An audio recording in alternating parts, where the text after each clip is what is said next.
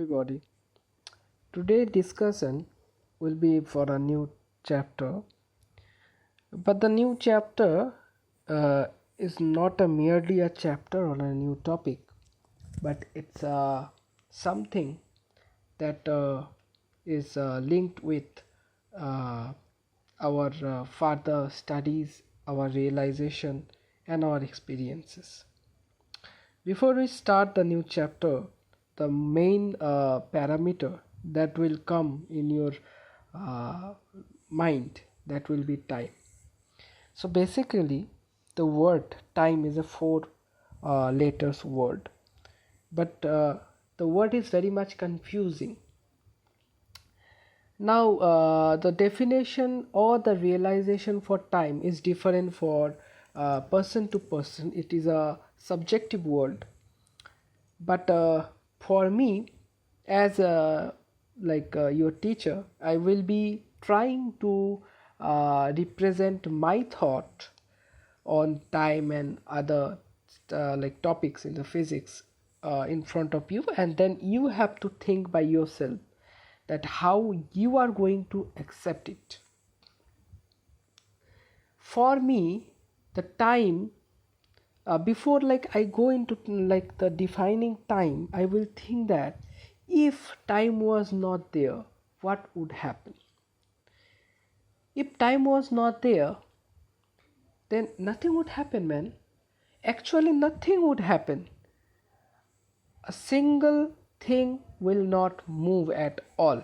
Everything will be steady state condition. That means everything will be at the same parameters for all the time. Without time, you will be sitting as you are sitting. You will not be taking breath even. A single molecule in the air will not move at all. Your all the metabolism will cease at that time only. So time is something that creates changes. So why time, how time, this concept has come to people, and how we measure time. You will see that we measure time with respect to something. So there are ancient calendars are there which used to take reference of the orbit of sun as time. In our Vedic scripture also, you will be seeing that the reference of time and everything has taken from the planetary systems.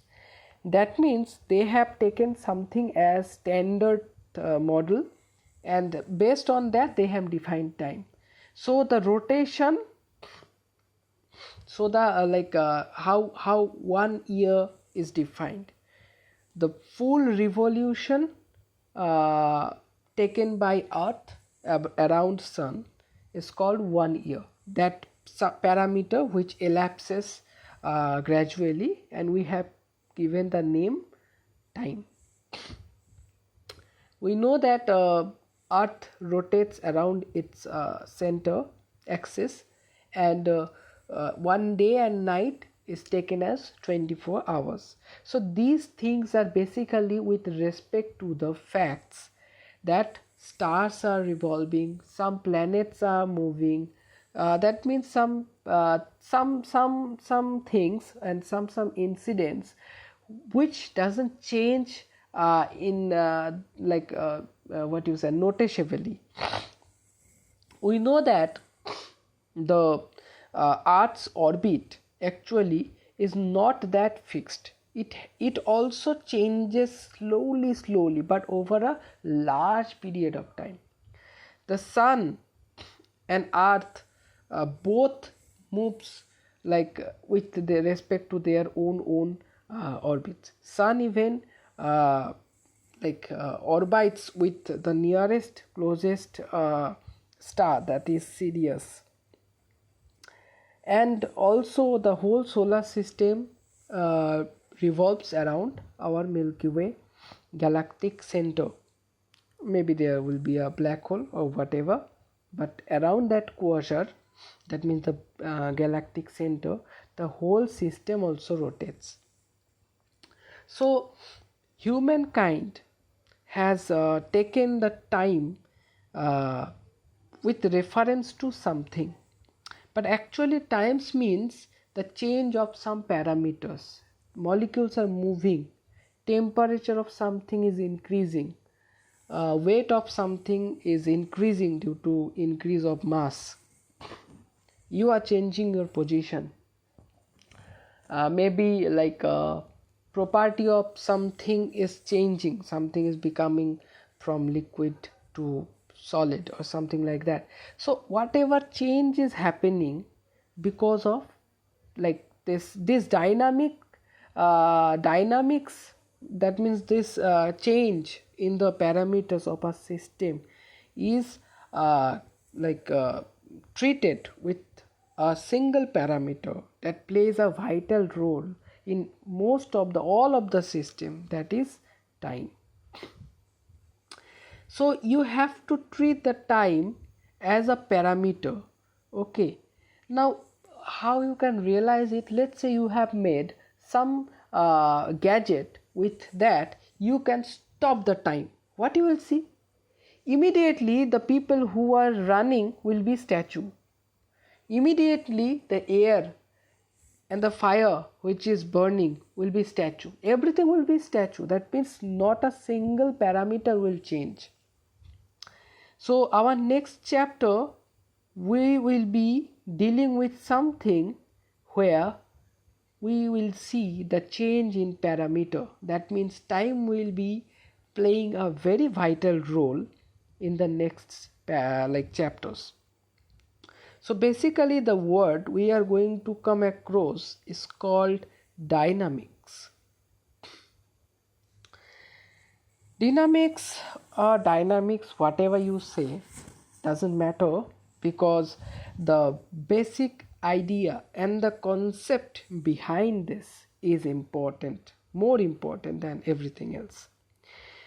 Dynamics means the change pattern of all the parameters, those are changing under some process, and we will be like using an equipment to like describe this change in the parameter in every system, and that is called time. Why? Because see, why time? Like what is the importance of time in the two systems? Let's say one system is there called A and another system is there called B. In the first system A, you are running to finish 100-meter race, and in system B your best friend is running for the same race, that is 100-meter. So I will be seeing who has completed first, right? So my stopwatch will be in my hand.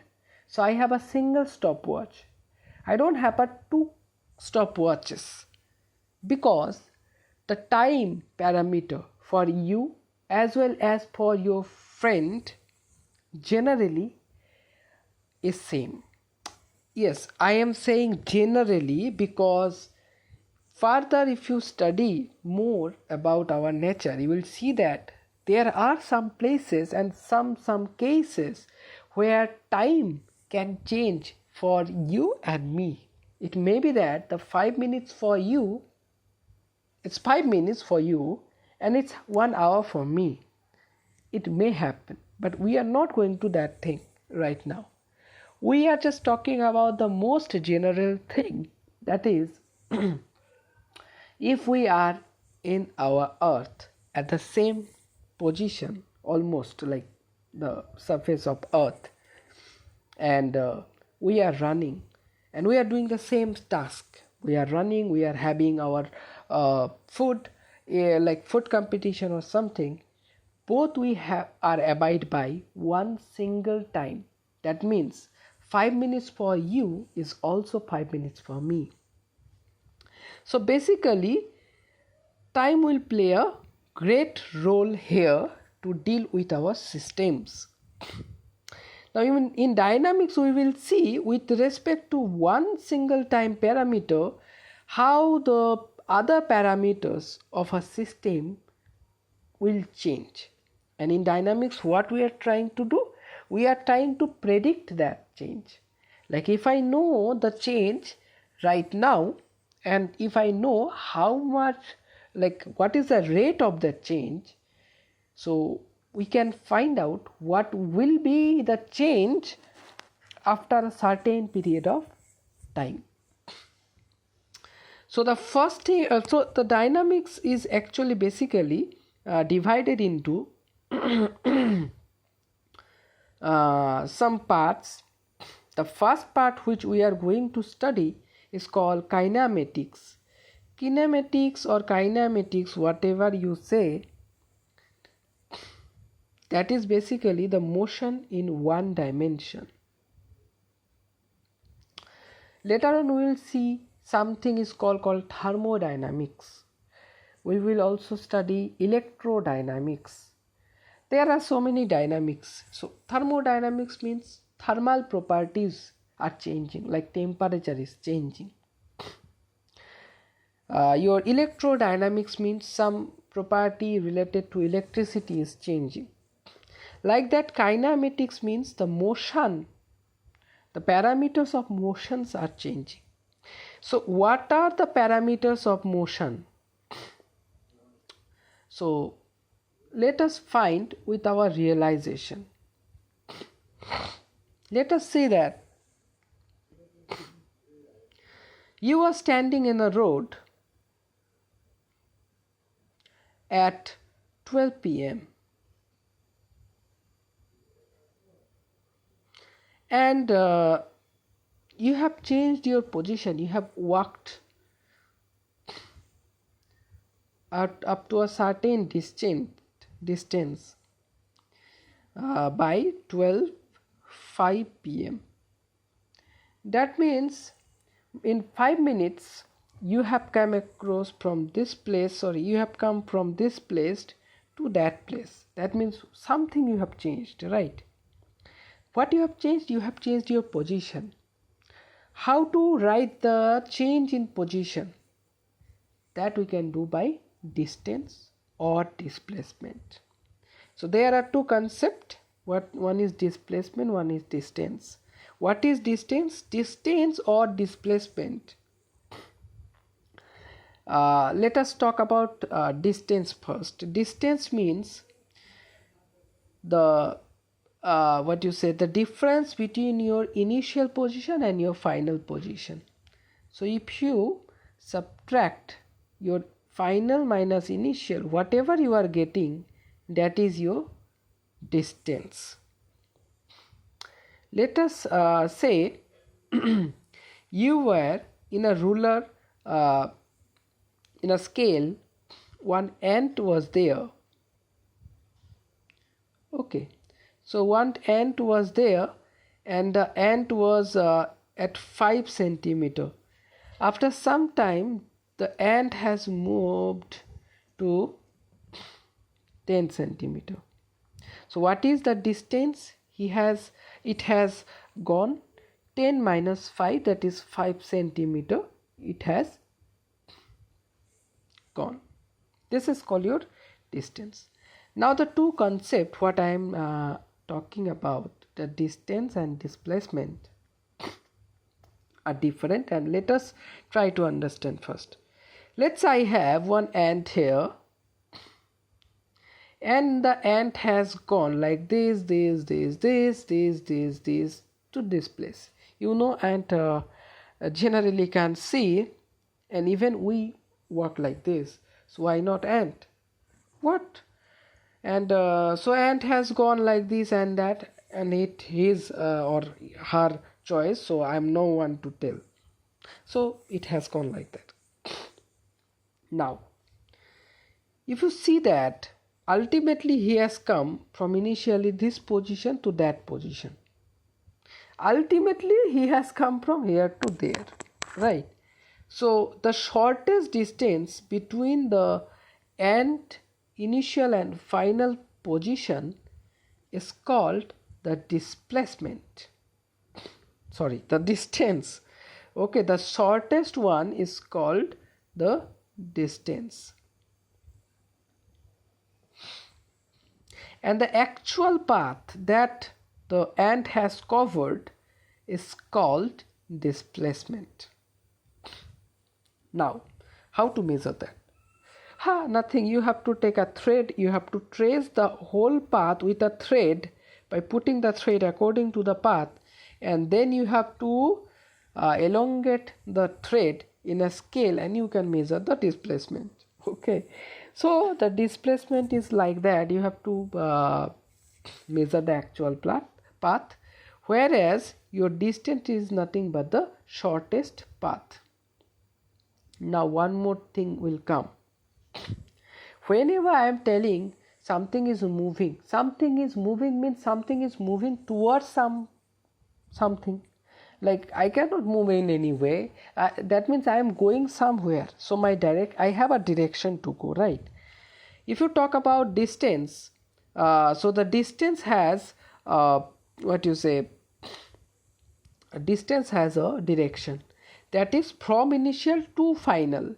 So the distance I can assign one direction. That means it was going from the initial position to the final position.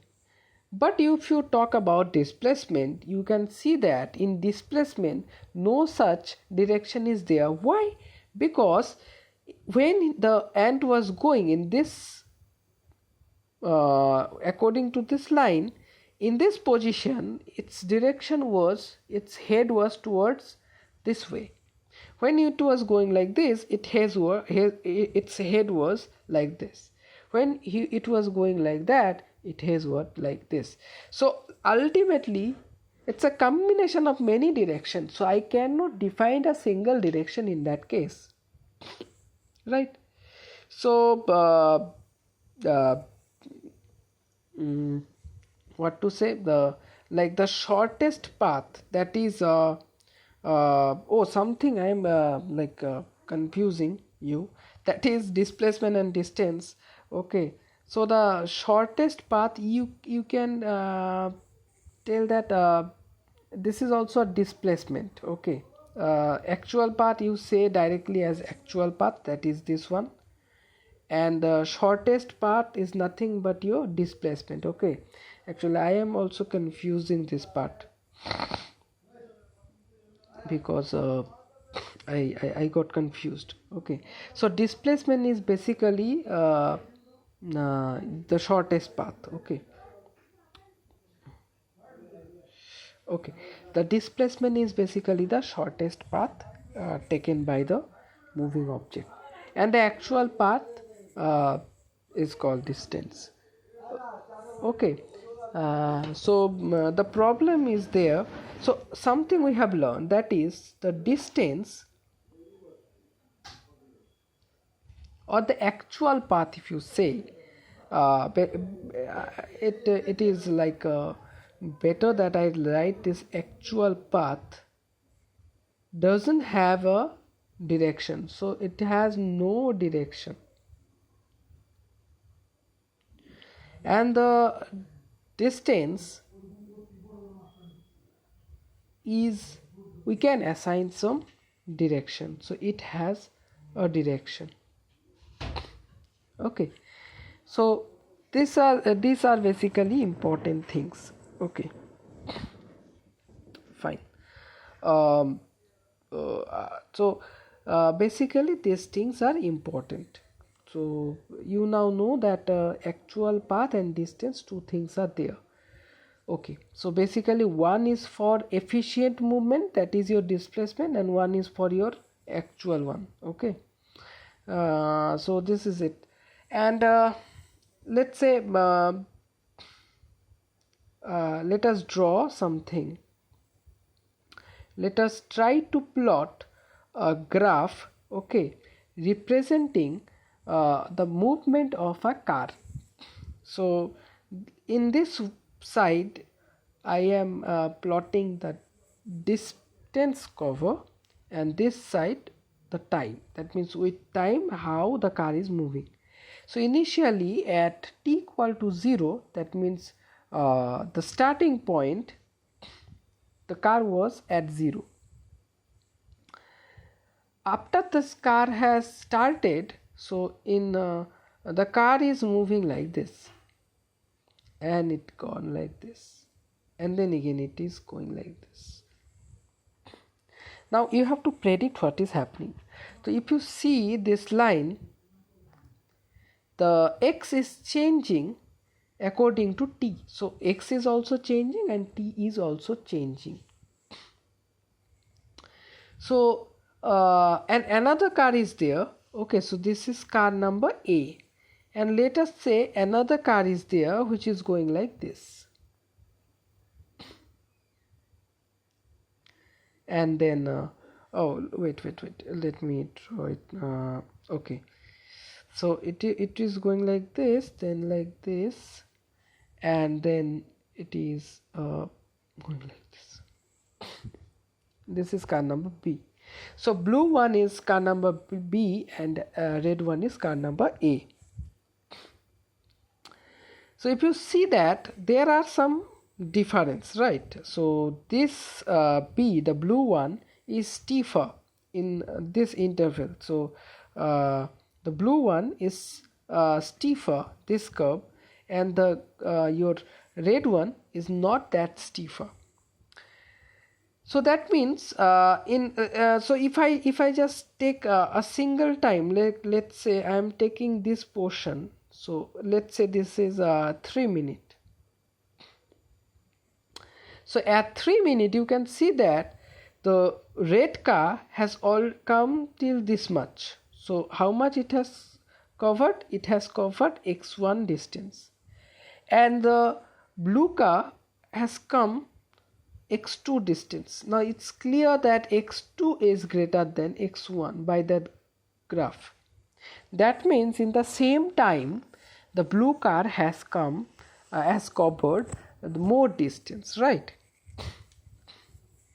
So some parameter or some variable or some term we should introduce that will define how fast the car is reaching the destination, or how fast the car is changing the position, or how fast the car is moving. So to define that, we define something that is called velocity and speed. Now you will be obviously asking, why two terms again? Now I told you already there are two terms. One is your actual path, one is your displacement or the distance. Okay, like displacement. So displacement is your shortest path, right? So as displacement is your shortest path, so velocity is your displacement by time. Now you will say, why this is displacement by time?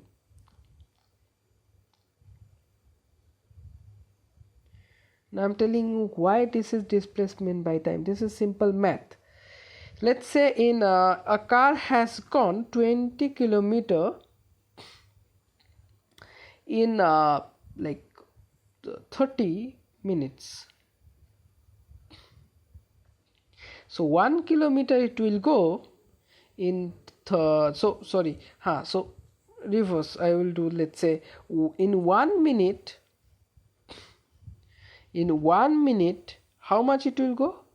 In 1 minute it will go 20 by 30 kilometer. This one is called your velocity, that is your displacement by your time. Okay, so I am basically trying to find out a rate at which the car is moving. So velocity is your displacement by time, that is the shortest path by time, and speed is your actual path by time, that is distance by time.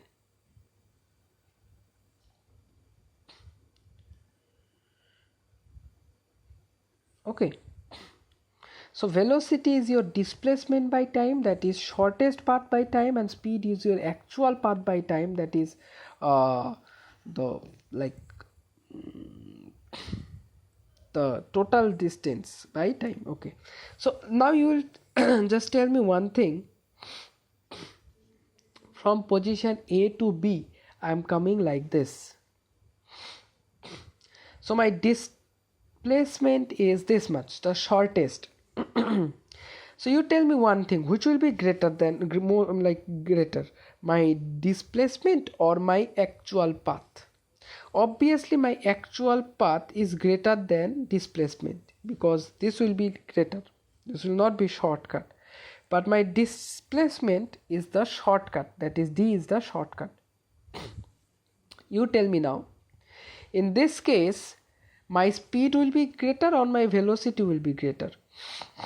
See, in velocity, D in the same time, so in the whole thing I have done in say 5 minutes, so that means the same time I am applying in both cases, here also and here also, but the D is small and A is big, so obviously in this case my speed will be greater than actual one.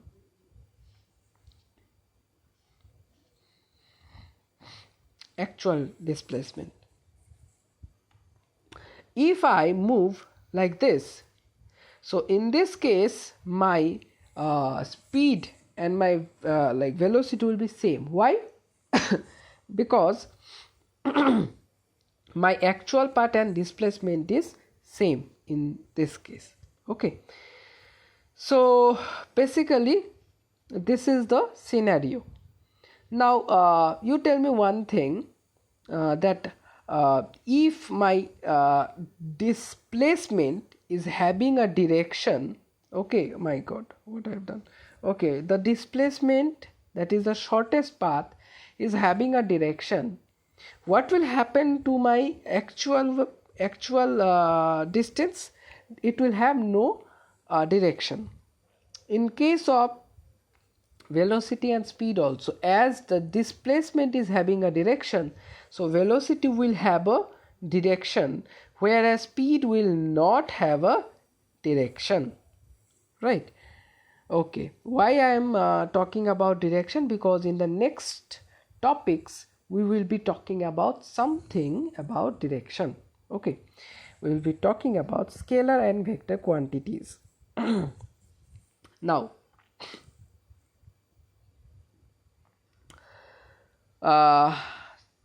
if I draw a graph like this,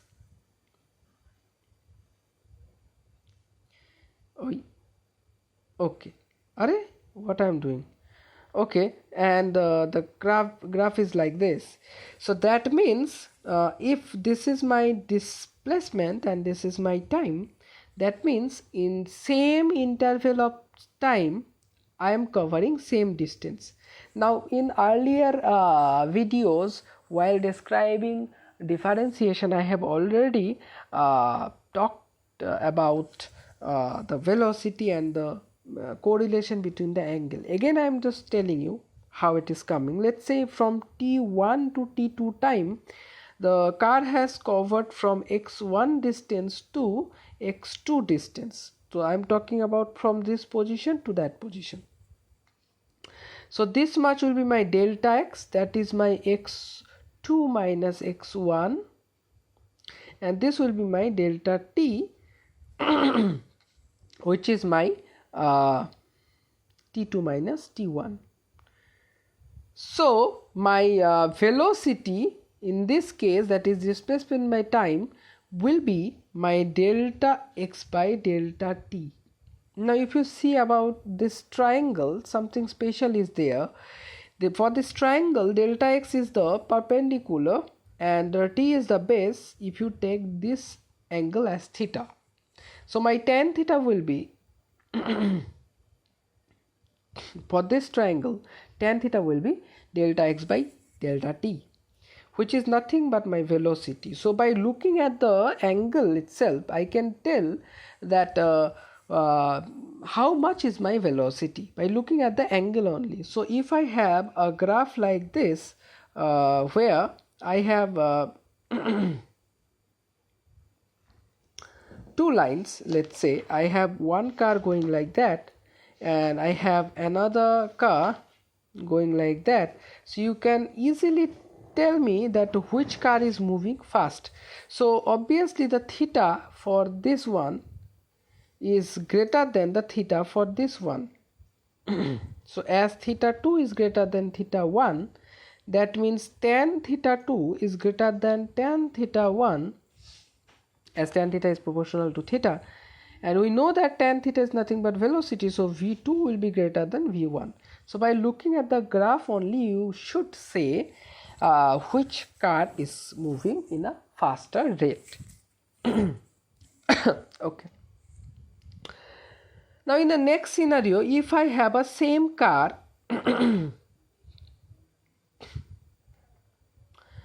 but moving like this, so what is happening here? See, in this case, wherever you take the theta, okay, the theta will be same for the whole line.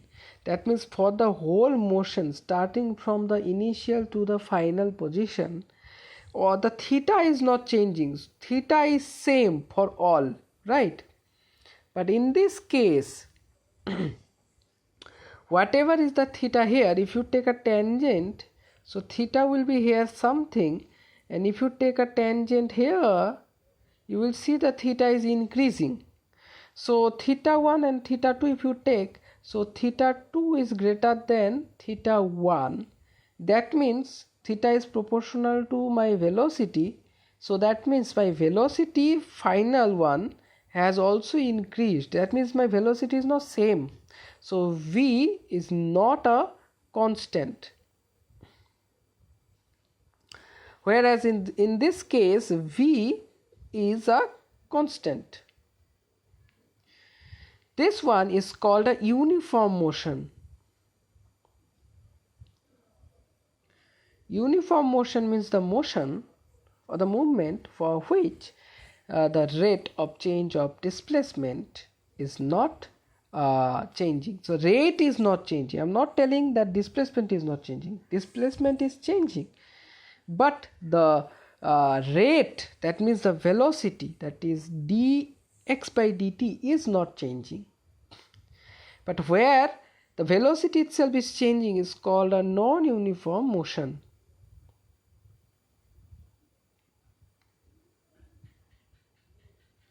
So this is called a non-uniform motion where velocity of a particle is changing. Okay. So what is actually happening? So in the earlier time, like for the initial time, the change of distance in time interval will be low, whereas in the like further time, the time interval will, in the further time, in the same time interval, the distance will cover more and more. That means, let's say in first in the initial scenario, like this case, our what you say, the in 1 minute, let's say 10 kilometer is covered. But in the further one, let's say in this scenario, in that 1 minute, let's say 30 kilometer has crossed. So that means the distance is increasing, and you can see very clearly by drawing. Okay, so I'm just rubbing it, and let me draw a nice and clean picture. So let's say this is my axis, time axis, and this is my that graph. So you will see that in one time of interval, that means let's say for unit time, let's say 1 second, it has come from here to here. So this is delta x, that means the change in distance. But here in 1 second, if you draw 1 second interval, this is also like small, let us say If you take here 1 second interval, you will see that the distance cover is delta x is huge. So the rate at which the distance is covering is also increasing. So whenever you will see this kind of thing, that is a non-uniform motion. So if my velocity is changing, we should also define some parameter that will that will be helpful for us to analyze the rate of velocity as well, and that is called acceleration. Now basically acceleration is nothing but the change in velocity, not speed, okay, change in velocity by time. So acceleration is basically change in velocity by time. Okay, so whenever, that means it is nothing but your delta v by time, that is your final velocity minus initial velocity by time. Now whenever you will see this kind of graph, that means there is acceleration. Now if you see, so I'm drawing two graphs, okay, one after one, so that there will be a nice comparison. So let us say we have two situations where in the first situation we have a straight graph like this, and the second situation we have a curve like this. So in the first situation, this is xt, this is also xt. You have to so one more very important thing, you must see what is the label of the plot, that means what are the variables taken, okay, because that will be very important whenever you will be solving questions. So here the theta is same for all the places, that means velocity is constant. So if my v is constant, so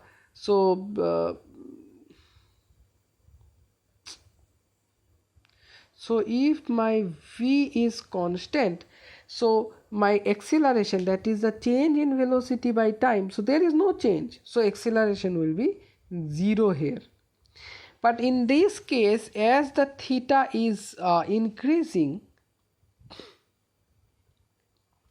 that means my v is not constant, so in this case acceleration will not be 0, there will be acceleration because there is change in velocity.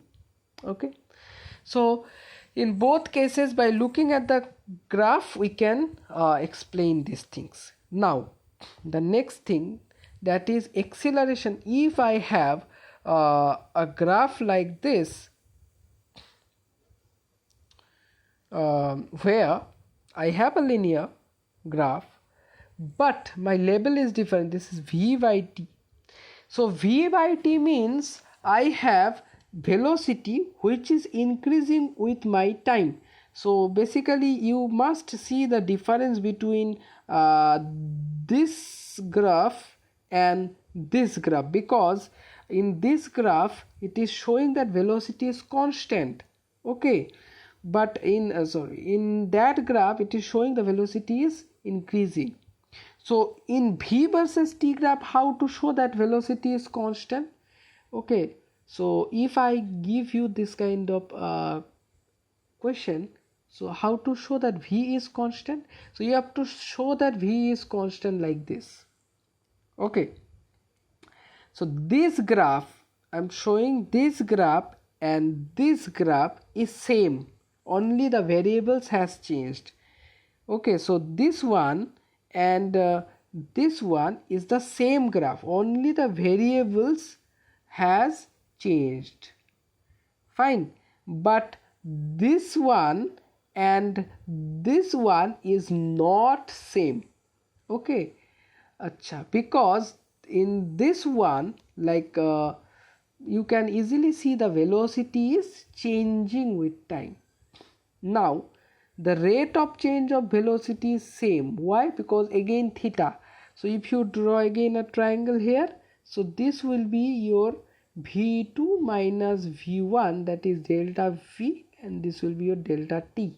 So delta v by delta t is your tan theta in this graph, which is nothing but your acceleration, which I have already told you. So by looking at this, you can see the acceleration is constant. That means the rate of change of velocity is constant. So let's say in first 1 minute, the velocity has changed from 10 meter per second to 20 meter per second. So in next after like 4 minutes, in that after 4 minutes, let's say again in 1 minute, velocity is increasing for 50 meter per second to, let's say, 60 meter per second. So I am telling you that I am trying to make you understand that the change is constant. Okay, the change of velocity is constant in that case.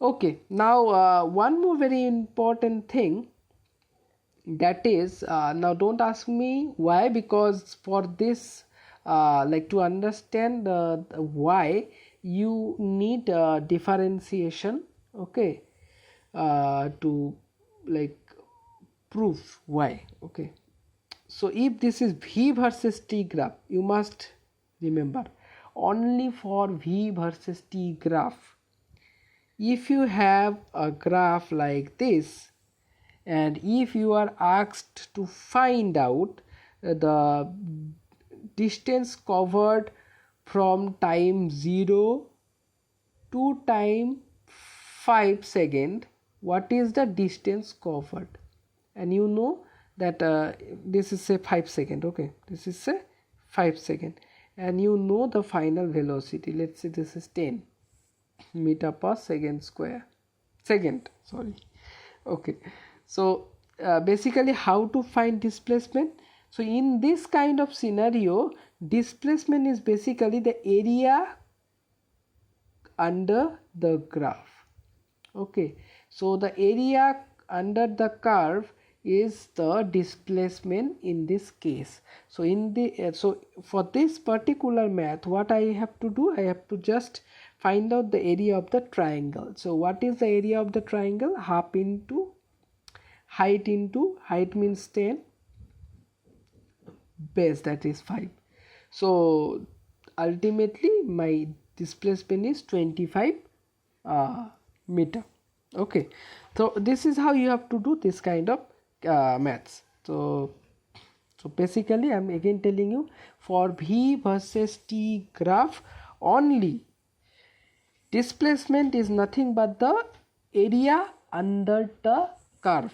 Okay, fine. Moving to our next one more thing, that is, if I have let's say a versus t graph. So v versus t is done, x versus t is done, now a versus t. So one more thing I have mixed. Okay, so one more thing I will tell. Let's say I have a v versus t graph, but instead of going up, I have a going down. That means my velocity is decreasing. That is also I can see by the angle ki velocity is decreasing uniformly or non-uniformly. But whenever the velocity is decreasing, this is called deceleration. In bike you have in bike or scooter you have an accelerator. So with that accelerator, what you basically do, you can increase the acceleration, or by braking you can cause it to decelerate. Okay, so deceleration is basically later I have written. So deceleration is basically the decreasing of velocity with respect to time. Okay, so acceleration and deceleration both are the same thing, but the slopes are different. So deceleration is having a negative slope because it is in the lower side of our horizontal line, and acceleration is having a positive slope because it is the upper side of the horizontal line. Okay, this much you have to only remember. What is slope? Slope means the gradient, that is your tan theta. Okay, so tan theta value will be positive for acceleration, negative for deceleration. Okay, now what I was telling you, that if I have a versus t graph, so in that case, if I have a straight line, that means my acceleration is increasing uniformly, means linearly. Okay, so in every interval of time, same amount of acceleration is increasing. That means the rate of change of velocity is increasing same in every single interval of time. It's very complex, right? Don't make it very complex. Think by yourself, and then you think like you realize by yourself. Okay, so in that case, in this situation, it is called uniform acceleration.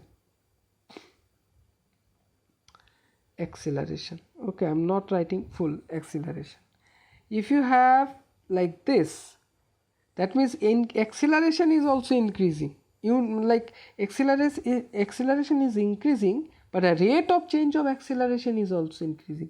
So these are non-uniform motion or non-uniform acceleration. Okay, so this is increasing acceleration, that means it is increasing acceleration. And if you have like this, that means this is decreasing acceleration.